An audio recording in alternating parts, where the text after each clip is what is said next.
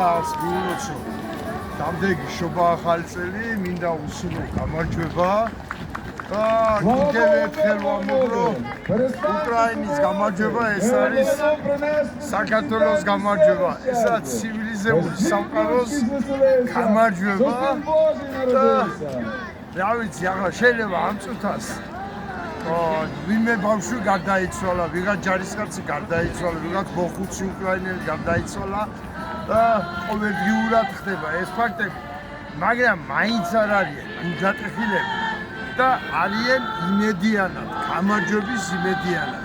კიდევ ერთხელ ვამბობ, ქართველებო, გადმევისხათ უკრაინის წყალი და უნდა ვიყოთ იმედიანად და აუცილებლად ახლა ამ გადაწყვეტილ დროს აუცილებლად უნდა გავიმარჯვოთ და ჯერა მე ამისი რომ გავიმარჯვოთ.